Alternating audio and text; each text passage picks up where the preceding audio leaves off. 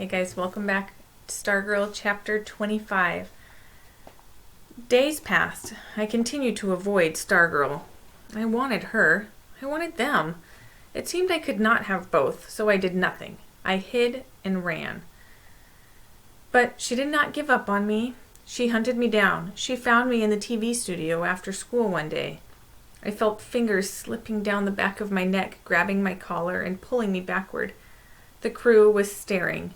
"Mr. Borlock," I heard her say, "we need to talk." Her voice told me she was not smiling. She released my collar and I followed her out of the room. In the courtyard, a couple cooing on the bench beneath the palmetto saw us coming and bolted. So that's where we sat. "So," she said, "are we breaking up already?" "I don't want to," I said. "Well, so why are you hiding from me?" She forced to face her, forced to talk. I felt my gumption rising. "Well, something's got to change," I said. "That's all I know." "You mean like change clothes or change a tire? Should I change a tire on my bike? What, would that do it?" "You're not funny. You know what I mean." She saw I was upset. Her face got serious. "People aren't talking to me," I said. I stared at her, and I wanted it to sink in. "People I've known ever since we moved here, they don't talk to me. They don't even see me." She reached out and lightly rubbed the back of my hand with her fingertip. Her eyes were sad. "I'm sorry people don't see you. It's no fun not being seen, is it?" I pulled my hand away. "Well, you tell me what it's like. Doesn't it bother you that nobody talks to you?" It was the first time that I had openly mentioned the shunning to her. She smiled. "Dory talks to me. You talk to me. Archie talks to me. My family talks to me. Cinnamon talks to me. Senor Saguaro talks to me. I talk to me." She cocked her head and stared at me, waiting for a responding smile. I didn't give it. "Are you going to stop talking to me?" "That's not the question," I said. "What is the question?" "The question is," I tried to read her face, but I could not. "What makes you tick?" "Now I'm a clock?" I turned away. "See, I can't talk to you. It's just all a big joke." She put my face between her hands and turned me to her. I hoped people were not watching from the windows. "Okay, serious now. Go ahead. Ask me the tick question again. Or any other question at all." I shook my head. "You just don't care, do you?" That stumped her. "Care? Leo, how can you say that I don't care? You've gone with me to places. We've delivered cards and flowers. How can you say... That's not what I mean. I mean that you don't care what people think." "I care what you think. I know, you care what Cinnamon and Senor Saguaro think. I'm talking about the school, the town. I'm talking about everybody." She sniffed around the word. "Everybody?" "Right, you don't seem to care what everybody thinks. You don't seem to know what everybody thinks. She broke in. "Do you?" I thought for a moment. I nodded sharply. Yeah, I think I do know. I'm in touch with everybody. I'm one of them. How could I not know?" "And it matters?" "Sure it matters.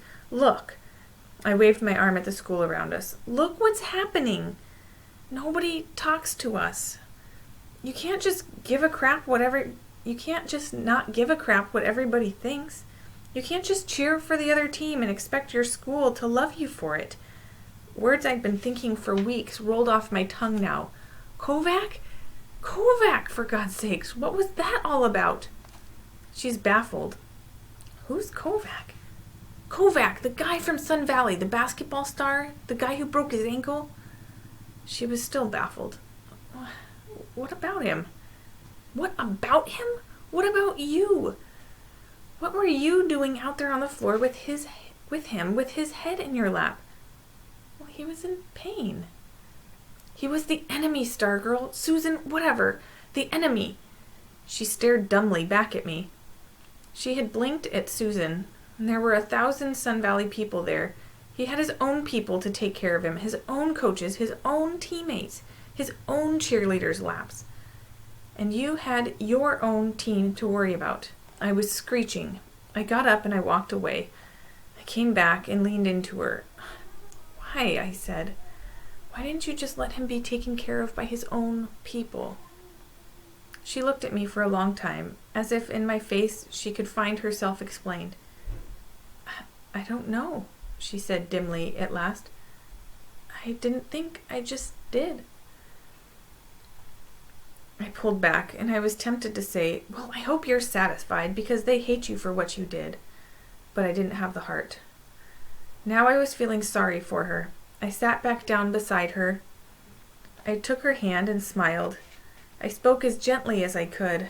Stargirl, you can't just do things the way you do. If you weren't stuck in homeschool all your life, you'd understand. You can't just wake up in the morning and say you don't care what the rest of the world thinks. Her eyes were wide, and her voice peepy like a little girl's. You can't? Not unless you want to be a hermit. She flicked the hem of her skirt at my sneaker, dusting it. But how do you keep track of the rest of the world? Sometimes I can hardly keep track of myself. It's not something you even have to think about, I said. You just know, because you're connected. On the ground, her bag shifted slightly. Cinnamon was stirring. Stargirl's face went through a series of expressions, ending with a pout and suddenly a sobby outburst. I'm not connected? And she reached out to me. We hugged on the bench in the courtyard, and we walked home together. We continued this conversation for the next couple of days. I explained the ways of people to her, and I said, you can't cheer for everybody. She said, why not? I said, a person belongs to a group, and you can't belong to everyone. She said, why not? I said, you just can't barge into a funeral of a perfect stranger. She said, why not? I said, you just can't. She said, why?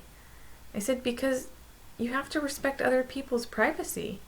There's such a thing as not being welcome. I said, not everybody likes having someone with a ukulele sing happy birthday to them. They don't? She said. This group thing, I said, it's very strong. It's probably an instinct. You find it everywhere, from little groups like families to big ones like a town or a school, to really big ones like a whole country. Well, how about really, really big ones like a planet? Whatever I said, the point is, in a group, everybody acts pretty much the same. That's how the group holds itself together. Everybody, she said. Well, mostly, I said. That's what jails and mental hospitals are for, to keep it that way. You think I should be in jail? She said. I think you should try to be more like the rest of us, I said. Why? She said. Because, I said. Well, tell me, she said. It's hard. I'll say it, she said. Because nobody likes you, I said. That's why. Nobody likes you.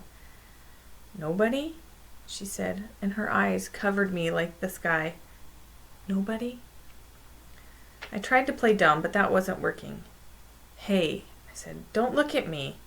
We're talking about them. Them. If it was up to me, I wouldn't change a thing. You're fine with me the way that you are, but we're not alone, are we? We live in a world of them, like it or not. That's where I tried to keep it on them. I didn't mention myself. I didn't say, do it for me.